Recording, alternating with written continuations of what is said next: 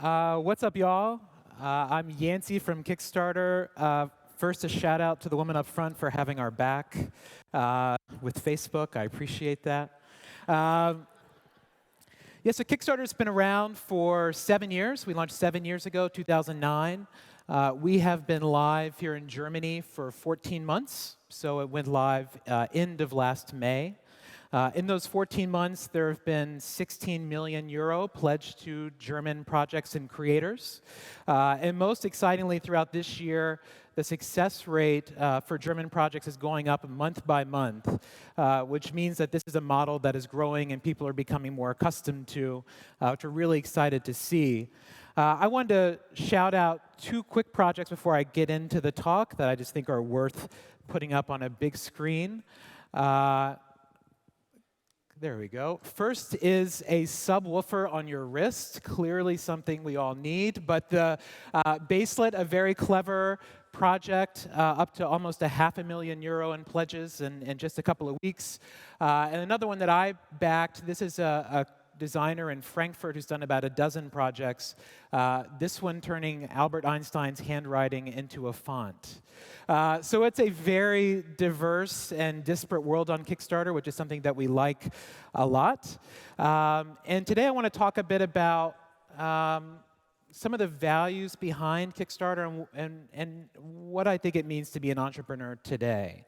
And I want to start by talking about a series of works by a Chinese artist named Zhang Wei. And these are obviously photographs of very famous, iconic people, except that actually these are composite photographs of just Chinese people who Zhang takes portraits of.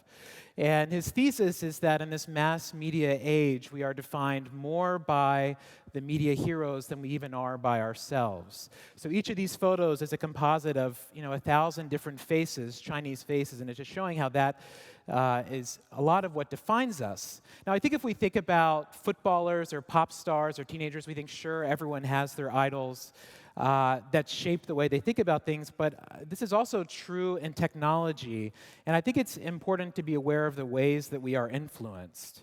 So if you look at tech media and just the way business is covered today, it is quite violent.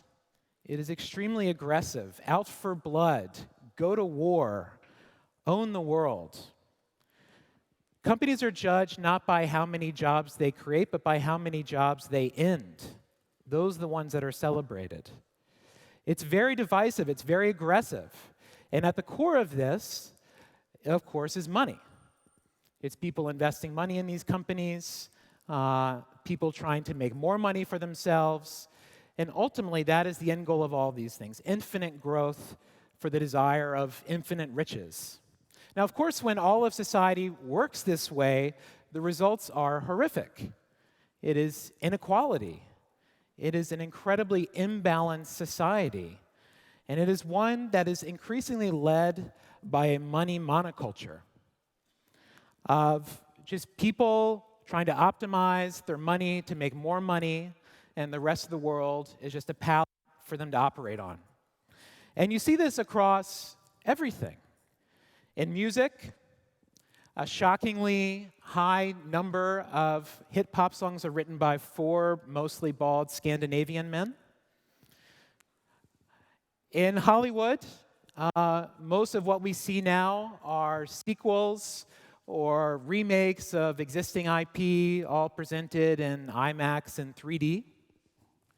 Every magazine cover has Taylor Swift on it. And all of these things are because these are the safe bets. For someone looking to make money on their money, you get safe bets. And this is the sort of culture that you get. And it's not just the cultural landscape that's shaped, it's even the physical landscape. This is a map of New York City. It's still not loading. Looks like we're frozen. Yeah, there we go. So I live in New York City. Currently in New York, in just Manhattan, there are 1,800 physical bank locations across the city. That is up 60% from 10 years ago. You would think the ATM was never invented. And the challenge with all these banks appearing on street corners or other chains, restaurants, clothing stores, cell phone stores, whatever, is that what had been there before were local businesses, were small shops run by New Yorkers for their community. But commercial real estate has become the new easy way to make money. And so the rents get jacked up, the person that's been there for 30 years gets pushed out, and a Bank of America goes into its place. This is how a city dies. This is how a culture dies. And this is increasingly happening. This is the globalization that is appearing around the world. It's sort of a moneyed imperialism of changing local cultures. And it's really hard to talk about, and it's really important to talk about at the same time. Berlin is feeling this. It seems like any city that has any kind of dynamic culture or where young people live at all starts to experience this, and it's unclear what to do about it. And so I think this is true for entrepreneurs. I think it's true for cities. I think this is the big battle of our age. So what can you do about it? I don't have like a solution, but I have 3 places where I think it starts. And the first is don't sell out. Now, I'm 37 years old. I grew up with like the Kurt Cobain, corporate rock sucks, selling out is the worst thing you could ever do school of thought. And selling out means you have a great idea and then you use it to just personally enrich yourself, and who gives a shit about what happens to it afterwards? The idea of selling out being bad, that has gone out of style. Now selling out is cool. That is to be celebrated. Oh, they exited for how much money? Wow, they're like super awesome. It's very short-sighted. And it suggests a very bottom-line thinking that is not in the broader self-interest of society, that is just in the self-interest of those entrepreneurs, of those people who hold all that equity. Don't sell out also means you don't sell out your values or your culture to hit a short-term gain, to try to make the deal happen, that you have a clear set of values that you're operating with. Taking a big VC round is another type of selling out, because once you take a big check like that, you're not able to guide your mission on your own terms. You are having to follow somebody else's. And so to not sell out, it's important that you are sustainable as a business. So you have a source of revenue that allows you to continue to operate and grow. This is an incredibly liberating thing. It lets you be your own bitch. It lets you call the shots and do what you want to do. For Kickstarter, we have operated in the black since our 14th month of business. June 2010, we were in the black for the first time, and we have stayed there. We operate within our means. Every dollar we spend, we're quite thoughtful of, because this is not a big VC check. This is money that was earned through people having success with our service. So we think very carefully about how we spend that. But if you're able to have your own source of revenue and you're able to sustain yourself, you don't have to sell out. You continue to operate in whatever way you like. And that leads to the second point, which is that you should be idealistic. You know, when you start a company, there are so many, or any sort of project, you're really compelled by just some deep burning thing in your heart. There's something you really want to change. There's something you really want to be different. And I think those things come from very idealistic places. But the challenge as something exists and is out there in the world is that every day, there are infinite opportunities to compromise on that vision. It could be that a competitor has done something that seems like it might be successful. It's not something you ever thought you would do, but, oh wait, do we have to do this now? Is this the new terms of engagement? And so you have to be very careful about your beliefs. You don't want to sink into the morass of industry standards, because industry standards are lowering every single day by everyone just trying to chase growth, chase revenue, and it just okays other people to do the same. So you really have to lock in your values and the ideals behind your project from the very beginning. At that nascent stage where it's all romance and you're just dreaming how big, how powerful can this thing be, think about the things that are important to you then and lock them in. Make sure you always stay true to those things, that you act with integrity. We were very clear about this for Kickstarter from the very beginning. Myself and my co-founders, Perry Chen and Charles Adler, we vowed from the beginning that we never wanted to sell Kickstarter. We never wanted to try to IPO, that we thought about this as a sort of public trust, that it made sense to us that In society, there should be a place reserved for new ideas, and that's a place that should be protected. It's not something that should be sullied by overt commercialization or advertising or any of those sorts of corrupting forces. It should be kept as a place for ideas as pure as it can be. So we've always operated with that mentality. And last year, we took an additional step to legally formalize that, becoming a benefit corporation, a public benefit corporation. It's a very new thing in the United States. And what this says is that it legally binds you to have a positive influence on society. And you draft a charter to say on what basis that will happen. For us, it was about supporting artistic and creative works, especially those in less commercial areas.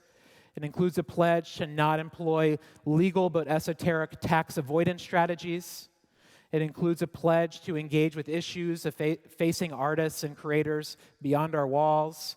It includes pledging to donate 5% of our after-tax profits every year to organizations fighting to end systemic inequality and organizations providing arts and music education in New York City. So these are the things that were important to us, that we spent a lot of time drafting and have legally bound the company to follow for as long as it exists. And this is a way that the ideals that are so present in the creation of Kickstarter and are so present in the 120 of us who work there, that those things are maintained throughout its entire life. The third point is to be generous. So, to be perfectly honest, acting out of integrity and values is a harder road in a lot of ways. It means you're not going to have that big check because that VC who asks you, you'll do anything if we give you this 40 million, right? Yeah, totally. No, you don't do those things. Instead, you're operating within your means. Every choice you have to make is a real choice. And yeah, it's sort of a slower road. You're not going for the hockey stick. We want to be huge overnight. It's a longer haul. But in more important ways, it's easier. It's easier because those decisions where there's a moral question about what to do and balancing the needs of the business with what you believe to be right, there's more clarity on those things. There's more freedom to act with conviction. Just a small example, last week was a horrific week in the U.S. There are 2 murders of people by police, and there was murders of police in response, quite awful. And we felt that, this is obviously just a huge watershed moment that is deeply affecting. So we put on the nav of Kickstarter, right below our logo, Black Lives Matter, and directing people to a page where they can support them and get involved. And that was something that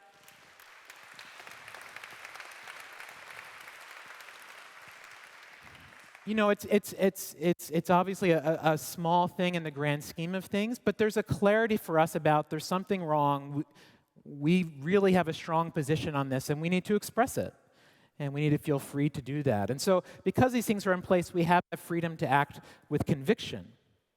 But, being generous is important because it takes a lot to take this path. It takes a lot of strength, a lot of fortitude, a lot of conviction. And we have to support other people who do that. We have to support other artists, other creators. You have to support them directly. And people are willing to do this. I mean, this is the stats for Kickstarter to date. So it's 7 years, $2.5 billion, 100,000 successfully funded projects, 11 million plus backers. And these are people supporting projects just because they think they're cool, because it's interesting, they like the idea of a world where that exists. This is not for financial self-interest. This is not the money monoculture. This is people just wanting to support someone doing something cool. And there are lots of ways to do that. If you've been listening to someone's album on Spotify for the last week or on SoundCloud, go to Bandcamp and buy their record. Make sure you give them money. Support independent businesses rather than chains. Really choose to spend your money and put your energy towards people, towards artists, towards companies that are behaving in this way. If gravitational forces start to shift in that direction, it will shift culture. It really will. And Kickstarter's internal handbook, when new employees start, includes a lot of our philosophy in thinking about the world. And this is the final page. We champion and celebrate the creation of art and culture. Fuck the monoculture. So for us, our mission is around creative projects. The way we're trying to fuck the monoculture is through encouraging art and creativity and a more richer, diverse culture that is less controlled by money, that is more controlled by individual voices and by audiences. But there are lots of ways to do that. There's lots of ways to challenge the status quo. And that is a reason I was really excited to come to Berlin. Because I think this is a very interesting moment in the life of this community. After what happened in the UK 2 weeks ago, it seems quite likely that the gravitational force of technology innovation will shift squarely to Berlin. And that's going to mean a lot of changes. It's probably going to mean a lot more money coming into this community. It's going to mean more people coming here to start things. And at a moment like this, I think there's a very interesting opportunity for this community to define what it means to be a company from Berlin. So if you think about American companies, Silicon Valley companies, there's a lot of focus on hypergrowth, on disruption, things along those lines. A lot of power being amassed in platforms and users having very little power. And I would suggest that for Berlin, there's an opportunity to balance that. There's an opportunity to build a code around building products or services or exploring creative projects that empower the individual, that are about decentralizing the web, that are about giving everyone more power over their data, over what their experience is online, that are about paying creators and supporting people pursuing open source or pursuing projects that are not simply looking to make as much money as possible. The internet needs a force like this. It needs a counterbalance. It needs someone looking out for the rights of the individuals because we're moving towards the future at a very fast rate. And just a few projects here can really define a new way of thinking and a new future for the web. And I think that this is a moment where groups of people here in this room can make choices, can draft language, can think about what it means for this city to be producing schools of thought that are starting to shape the world. This is the moment where you can really define that, and I encourage you to take advantage of that moment. Yeah.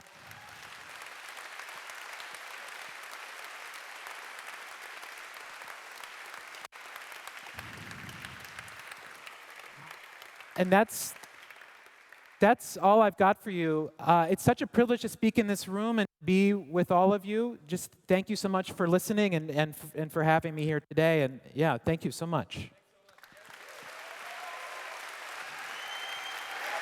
What a talk. What a talk to Entor. Are you up for a few questions?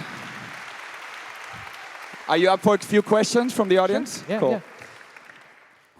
Any question from the audience? Yep, here.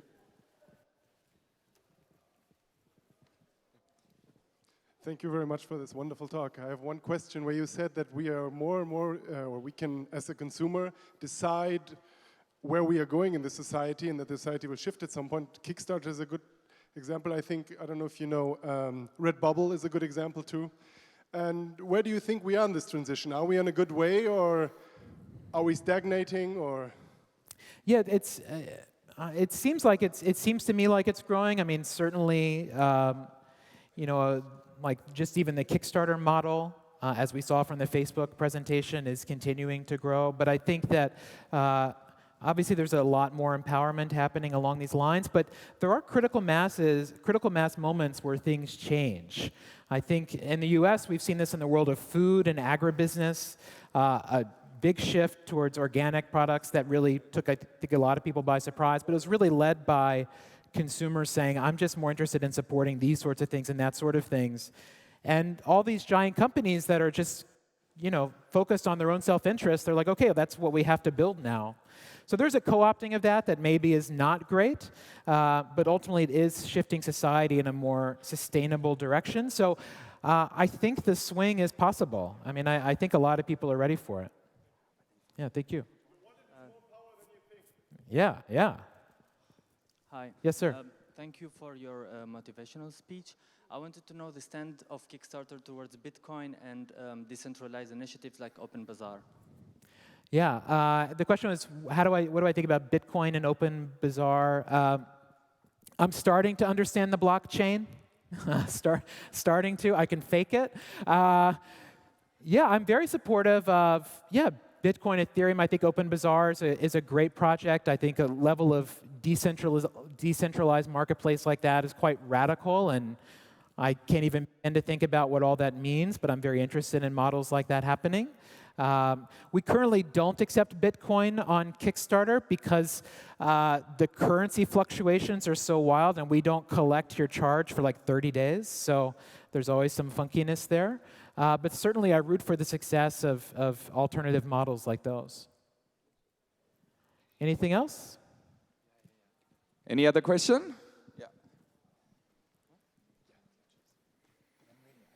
So I want to know what's your opinion regarding crowd giving. So like there are many companies like trying to raise money for charity, and is Kickstarter doing something about crowd giving and these kind of projects? So Kickstarter is, our focus is squarely on creative projects. So we don't, if there is obviously like if you're raising money for like a conservatory or a school that's teaching, music, something like that is something that we permit, but we don't allow charitable funding. We're just focused on creativity. My partner Perry first had the idea for this entire model. Came up with the concept of crowdfunding in 2001. And at the time, saw that this could be used for any number of models, but he's an artist. I was a music critic before. Charles was a graphic designer. So we are not traditional entrepreneurs. We are creative people. So this is always what we've been focused on doing. But certainly, it's as a model of a disaggregated fundraising, it's worked incredibly well for charitable causes, for all sorts of things. I think it's a model that will be applied to more and more stuff as time goes on. Thank you very much, Yancey. Yeah, thank you all so much. Give him a big round of applause. Thanks for coming by, man. Thank you.